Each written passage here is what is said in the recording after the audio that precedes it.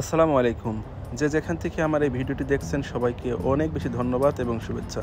আপনারা অনেকেই হয়তো জানেন যে 26শে মে কুয়েত সরকার একটা ঘোষণা দিয়েছে যে যাদের সিভিল আইডিতে বর্তমান অ্যাড্রেস আপডেট দেওয়া নেই তাদেরকে 1 মাসের ভিতরে সেটা আপডেট করে নেওয়ার কথা বলা হয়েছে। 1 মাসের ভিতরে কেউ না করে তার 100 দিনের জরিমানা আসবে।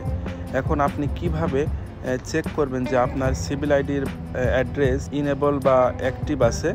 এই ভিডিওটি দেখলে আপনি খুব সহজেই চেক করতে পারবেন যে আপনার পতাকার অ্যাড্রেস ভ্যালিড আছে কিনা। সো কথা না বাড়িয়ে চলুন শুরু করি। প্রথমে আপনার মোবাইলের ক্রোম ব্রাউজার ওপেন করবেন, এরপরে সার্চ করবেন প্যাসি সার্ভিস।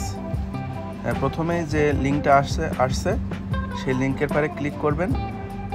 এরপরে দেখবেন যে কুয়েতের সিভিল আইডির যে সরকারি ওয়েবসাইট সেই ওয়েবসাইটে নিয়ে আসছে। এরপর নিচে দেখুন অ্যাড্রেস অ্যাবিলিটি, এটার পরে ক্লিক করে অটোমেটিকলি নিচে যাবে যেখানে লেখা যাবে আপনার সিভিল আইডি নাম্বার।